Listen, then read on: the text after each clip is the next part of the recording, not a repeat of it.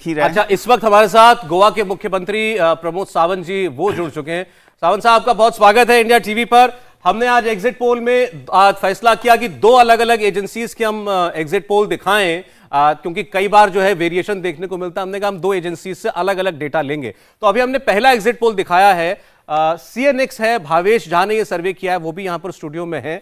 आपके लिए अच्छी बात यह है कि इनके मुताबिक आप क्लियर मेजॉरिटी से अपनी गवर्नमेंट बना सकते हैं, तीसरी बार गोवा में लगातार भाजपा की सरकार बन सकती है। क्या कहेंगे आप? जो एग्जिट पोल दिखाया है उसका मैं स्वागत करता हूं कि जिस तरह से 16 से लेके 22 सीट भारतीय जनता पार्टी को दी है और कांग्रेस को 11 से लेके 17 सीट दिखाई है, तो डेफिनेटली हम 22 सीट भारतीय जनता पार्टी को इस बार मिल रही है और फिर से एक बार डबल इंजन की सरकार भारतीय जनता पार्टी की गोवा में आ रही है। इसका जो रियलिटी में है 22 सीट तक मिल सकते हैं, इसी तरह से ग्राउंड पे लोग बात कर रहे हैं और डेफिनेटली मुझे लगता है कि पूरी मेजोरिटी की सरकार भारतीय जनता पार्टी की गोवा में आएगी। भावेश का ये भी सावंत साहब कहना है, लेकिन साथ साथ कि आपकी सरकार की छवि, आपकी अपनी लोकप्रियता लोगों के बीच में, उसके अलावा एक सबसे बड़ा फैक्टर उनके मुताबिक जो है वो डबल इंजन जिसका भी आपने जिक्र किया, वो है प्रधानमंत्री नरेंद्र मोदी का होना। उसका बहुत लाभ गोवा में आपको मिल रहा है। सो डेफिनेटली आपकी बात सही है, क्योंकि डबल इंजन की सरकार माननीय प्रधानमंत्री नरेंद्र मोदी जी की 2014 से लेकर 2022 तक जिस तरह से इंफ्रास्ट्रक्चर डेवलपमेंट स्टेट में हुआ वो लास्ट 50 साल में नहीं हुआ था।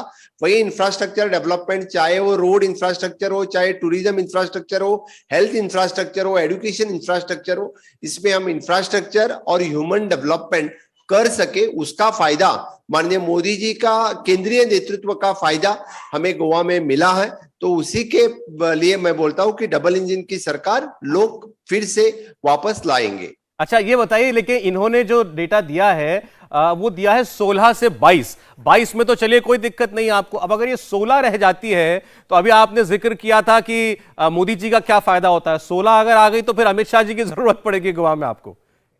जी हाँ, तो हमारी केंद्रीय नेतृत्व की हमेशा के लिए हमें मदद लगती है और आपने जैसे कि 16 दिखाया तो अन्य के पक्ष में आपने 4 से 5 सीट दिखाया है, तो डेफिनेटली जो इंडिपेंडेंट गोवा में जीत के आएंगे they will support for the Bharatiya Janata Party to form the government. अच्छा, आप इसकी विषय में भी कॉन्फिडेंट हैं। सावंत साहब, अब ये एक सर्वे था, मैं आपके सामने दूसरा सर्वे रख रहा हूं, ग्राउंड जीरो रिसर्च का सर्वे। उसका आंकड़ा भी जरा एक बार आप देख लीजिए, फिर आपसे आगे बात करते हैं। मीनाक्षी, दूसरा सर्वे ग्राउंड जीरो रिसर्च का। बिल्कुल, और ये इसके एकदम ठीक उलट है। अब देखिए, प्रमोद सावंत जी हमारे साथ जुड़े हुए हैं, ये आपको बड़ा इंटरेस्टिंग लगेगा। 10 से 14 सीटें भारतीय जनता पार्टी को बहुमत से दूर, कांग्रेस पार्टी को क्लियर मेजॉरिटी। 20 से 25 सीटें कांग्रेस और उनके सहयोगियों को। इसके बाद की बात तो सौरभ आप बताएं, लेकिन मेरे ख्याल से प्रमोद सावंत जी की नजरें यहीं टिक गई होंगी। क्लियर मेजॉरिटी कांग्रेस को और भारतीय जनता पार्टी के पास 10 से 14 सीटें। अब प्रमोद जी, एक आंकड़ा ये भी है। मैं आपको इस बारे में बताऊंगा कि कांग्रेस ने सीरियसली 20 जगह पे इलेक्शन ही कॉन्टेस्ट नहीं किया है, तो उनको 20 से 25 सीट कौन से मिलेंगे?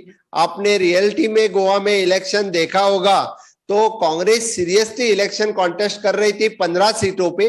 उनके अन्य पार्टी थी जो लोकल पार्टी है वो इलेक्शन कॉन्टेस्ट कर रही थी 3 सीट पे, तो 15 से लेके 18 सीट हो गए। तो 20 से 25 कौन सा ये नंबर आया ये मुझे पता नहीं है। I think no one will accept it.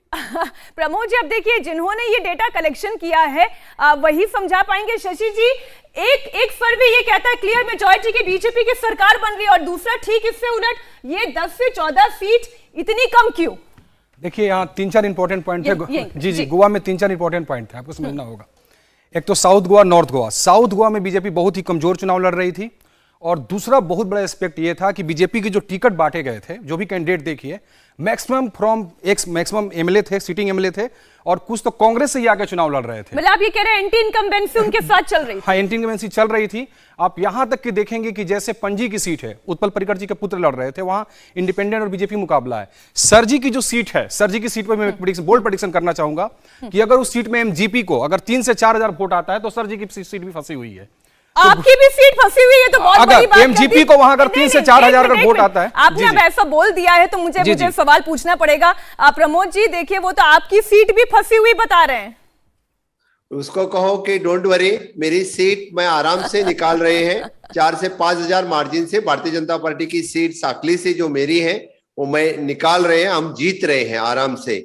रही पणजी की बात, पणजी में भी भारतीय जनता पार्टी मेजोरिटी से जीत रही है। मनोहर पर्रिकर के बेटे उत्पल पर्रिकर इंडिपेंडेंट यहां से लड़ रहे थे, लेकिन पंजीम वाली सीट भी मैं अभी कह रहा हूं कि भारतीय जनता पार्टी को मिल रही है। अच्छा, अब साहब प्रमोद सावंत जी, हम सर्वे छोड़ दें, इनके करने के तरीके को छोड़ दें, हो सकता है दोनों एजेंसीज का काम सर्वे करने का तरीका अलग हो, लेकिन फिर भी कोई सरकार 10 साल चल रही हो, और ये तो आप स्वीकार करेंगे कि पिछली चुनाव में आपको कम सीटें आई थी, कांग्रेस पार्टी को ज्यादा सीटें आई थी। इस लिहाज से देखें तो 10 साल की सरकार है आपकी, और 10 साल की एंटी इनकम्बेंसी भी, तो उसका कुछ प्रभाव तो होगा। आपकी बात एक तो 10 साल से भारतीय जनता पार्टी सरकार कर रही है, इसलिए उसकी एंटी इनकम्बेंसी थी, लेकिन उसको ओवरकम करके मैं कहूंगा, क्योंकि डबल इंजन की सरकार ने जो इंफ्रास्ट्रक्चर डेवलपमेंट के काम इतने सारे किए हैं कि लास्ट 50 साल में जो इंफ्रास्ट्रक्चर डेवलपमेंट का काम नहीं हो गया था, वही काम इस बार इस 8 साल में 14 से लेके 22 तक हम कर सके, इसका प्रभाव उससे ज्यादा है।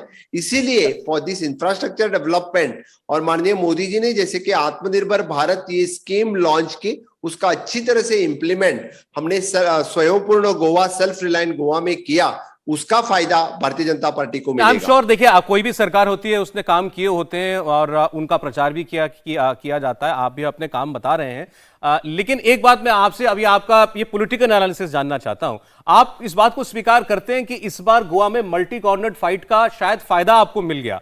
एमजीपी अलग चुनाव लड़ रही है, गोवा फॉरवर्ड अलग चुनाव लड़ रही है, गठबंधन अलग अलग लड़ रहे हैं। अभी हमारे एनालिस्ट कह रहे थे दूसरे की ममता बनर्जी आई थी आपको हराने के लिए और हो सकता है आपको जिता जाए, तो इन सब का अलग होना, आपका एंटी वोट डिवाइड हुआ, इसका फायदा मिलेगा आपको? मैं किसी के जो अलग अलग लड़े हैं उसका फायदा हमें मिला ऐसा कभी नहीं कहूंगा। जो हमने 5 साल से काम किया है, जो डबल इंजन की सरकार ने यहाँ पे डेवलपमेंट की है, उसका फायदा भारतीय जनता पार्टी को मिलेगा, न कि उन्होंने अलग अलग इलेक्शन कॉन्टेस्ट करने के बाद भी they have did the internal compromise, और एक ही कैंडिडेट को सपोर्ट करने के लिए उनकी तरफ से कहा गया है, और ग्राउंड लेवल पे तो उनके सभी कार्यकर्ता एक ही थे। तो फिर इसीलिए आपको कुछ कॉन्स्टिट्यूंसी में कुछ पार्टी के लिए कुछ ही वोट नहीं मिलेंगे, क्योंकि वो सभी एक ही पार्टी के लिए काम कर रहे थे, इसलिए उसका किसी का वोट डिवीजन का फायदा नहीं मिला। हमें जो हमने काम किया है, माननीय मोदी जी के नेतृत्व में केंद्र सरकार की जो सपोर्ट मिली है गोवा के लिए, उसका फायदा हमें मिलेगा। ठीक है प्रमोद जी, आपका आकलन अपनी पार्टी के लिए ये है, लेकिन शशि जी ये जो कांग्रेस पार्टी को आप 20 से 25 दे रहे हैं, वही कह रहे हैं इतना तो वो जमीन पर दिखाई नहीं। देखिए इसका एक स्पष्ट कारण था। देखिए 100% वोट होता है, ठीक है, गोवा में टोटली बाइपोलर इलेक्शन हुआ है, ठीक है, 70 से 72% जो वोट है वो दोनों पार्टियों के बीच में बटेगा। बाकी जो 30 से 32% है वो एमजीपी और टीएमसी, जो एमजीपी आप देख रही हैं, ये पहले भी लड़ती थी गोवा में, इनके पास पिछले बार भी सीट थी, इनको 12 से 13% वोट आएगा। ये जो आप है इसको 7 से 8% वोट आएगा, उसके बाकी वोट अदर्स। ये जो 72-73 में जो बड़ा चंक लेगा वो कांग्रेस लेगा, क्योंकि एंटी इनकम्बेंसी, और मैं बार बार बोल रहा हूं कि जो सीटिंग एमएलए बीजेपी ने ज्यादातर लड़ाए थे, और वो एमएलए खासकर जो कि टर्न कोड थे, कांग्रेस आए थे, लोग कंफ्यूज हो गए थे कि बीजेपी चुनाव लड़ रही है या कांग्रेस चुनाव लड़ रही है बीजेपी के अंदर। सर भी नहीं बता सकते कि 40 में से कितने कैंडिडेट बीजेपी के थे, पूछ लीजिए आप सर से। ठीक है, सावंत साहब बताएं। आप जो कह रहे हैं, मैं एक बात बताता हूं कि पार्टी ने इस बार हमारे 40 कॉन्स्टिट्यूंसी में इलेक्शन लड़ा है, इससे पहले 40 ही कॉन्स्टिट्यूंसी पे कभी हमने इलेक्शन लड़ा नहीं था। रही बात वोट शेयर की, द परसेंटेज ऑफ वोटिंग की जब बात करते हैं, no doubt will get the 30 to 32% of the vote share, लेकिन गोवा में कॉन्स्टिट्यूंसी छोटी होने के बजाय छोटी है, इसलिए उसका डेफिनेटली यानी जब वहां पे 1 versus 4, 1 versus 5 इस तरह से जो इलेक्शन हुआ है, इसका कभी कभी यानी 30% वोट शेयर जो डिवाइड होता है और 70% वोट शेयर जो दोनों पार्टी में डिवाइड हुआ है, इसके लिए हम डेफिनेटली कहते हैं, क्योंकि Congress is not serious on not more than 20 constituencies. आप चाहे तो ग्राउंड लेवल पे देख सकते हैं, हम तो सीरियसली लड़ रहे थे। इंडिया टीवी हर वक्त हर जगह डाउनलोड करने के लिए सर्च करें India TV news Google play store या ऐप स्टोर पर।